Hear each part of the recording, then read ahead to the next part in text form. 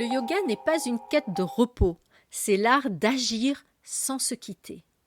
Bonjour, je suis Florence Kroll et bienvenue dans ce nouvel épisode du Journal intérieur où je dépose mes explorations, mes révélations et où je t'invite à trouver les tiennes. Comme chaque semaine, ce journal commence avec un ancien live tourné il y a 5 ans. Et si je reviens à ces archives, ce n'est pas par nostalgie. C'est pour te montrer très concrètement ce que 5 années de pratique régulière du yoga changent vraiment dans le corps, l'énergie, la présence et dans la vie. Dans ce reel, j'explore la dernière étape vers un mouvement libre. Trouver le confort, relâcher les zones verrouillées, puis laisser l'énergie remonter depuis le sol en micro-ajustement. À l'époque, 3 clés guidaient déjà ma pratique. Première, habiter le confort sans tomber dans la mollesse. La deuxième, relâcher les tensions pour laisser l'énergie circuler. La troisième, ajuster avec précision, parfois 2 mm, pour laisser la posture se révéler.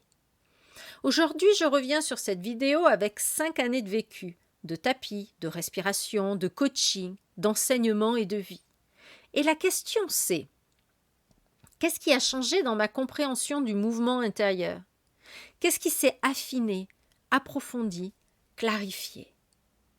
Il y a 5 ans, je savais déjà que la détente n'est pas de la passivité et que l'action la plus juste naît souvent d'un corps qui se dépose. Cette compréhension était là, vraie, sincère, vivante. Mais je vivais encore détente et action comme 2 moments successifs. Je me détends, puis je bouge. Je relâche, puis j'entre dans la posture. Je trouve l'appui, puis je m'ajuste. C'est normal. Notre mental fonctionne en soit. Soit je me repose, soit je fais. Soit je respire, soit je m'active. Soit je lâche, soit je m'engage. Et ce découpage crée énormément de tension intérieure en fait. On bascule d'un extrême à l'autre, on se perd entre les deux. Ce que 5 années sur mon tapis ont transformé en moi, ce n'est pas la notion, mais la façon de la vivre. J'ai découvert que dans l'instant, détente et action ne sont pas 2 choses différentes. Elles peuvent être vécues ensemble. Pas dans l'alternance, pas l'une après l'autre, ensemble, dans le même geste. Pendant longtemps, mon corps vivait encore le mouvement en 2 temps. Je me détendais et puis j'agissais. J'agissais et puis je revenais à la détente. C'était déjà beaucoup. Mais c'était encore séparé. Sur le tapis, il restait un micro-intervalle, un léger délai où le mental reprenait le contrôle. Dans la vie aussi, je le sentais. Parfois, je me posais, puis je repartais. Parfois, je me mettais en route, et puis je revenais chercher de la douceur. Ce n'était pas de l'hyperactivité ni de la passivité, mais ce n'était pas encore l'unité. Ce n'était pas encore le geste complet. Ce que la pratique m'a enseigné depuis, c'est que dans le corps, détente et action peuvent être vécues dans un seul et même mouvement. Très concrètement sur le tapis. Tu relâches un appui et dans la même seconde, un micro-élan remonte du sol. Tu laisses tomber un peu plus dans la gravité et dans la même seconde, ton axe se clarifie. Tu ajustes ton geste et dans la même seconde, la respiration s'ouvre sans que tu la prennes. Ce n'est plus je me détends, puis j'agis.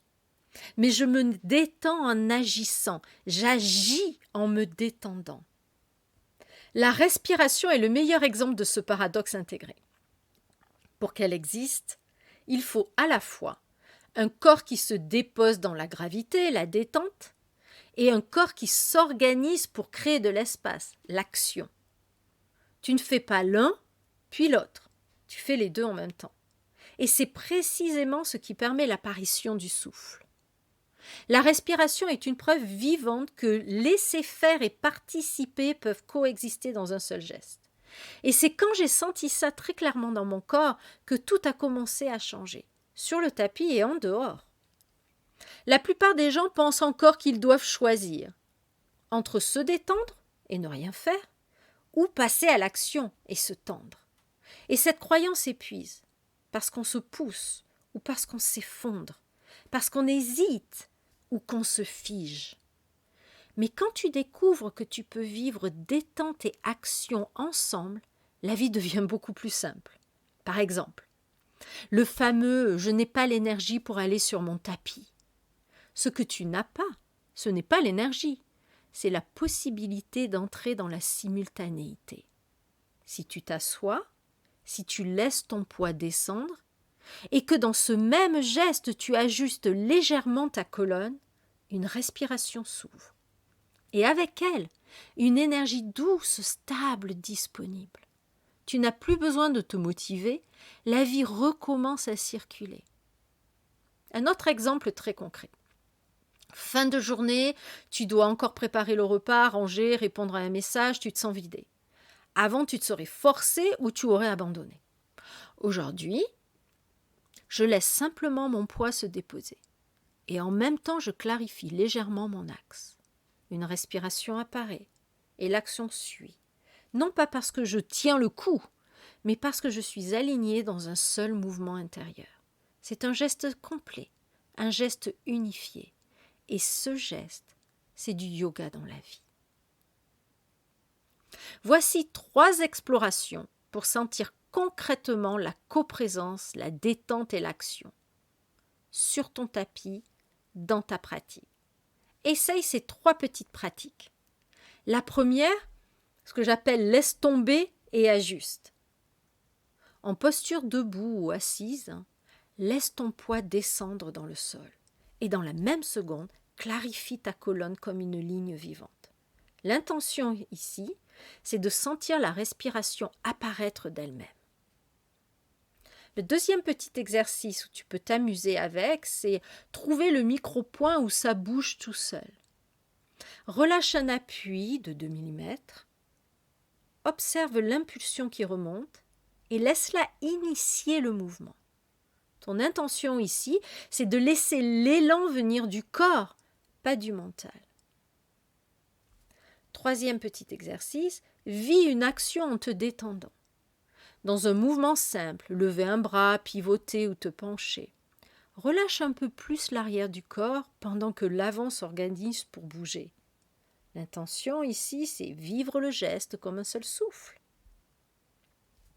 Et pour continuer encore plus, et surtout pour enregistrer tes leçons dans ton carnet de pratique, que tu pourras utiliser pour la pratique du jour d'après, par exemple, la première question que tu pourrais utiliser dans ton carnet de pratique serait où est-ce que je crois encore que je dois choisir entre détente et action? Une autre question pourrait être quelle situation récente m'a épuisée parce que j'étais en 2 temps? Et une troisième, qu'est-ce que je pourrais vivre dans un seul souffle aujourd'hui? Un geste, une décision, une parole.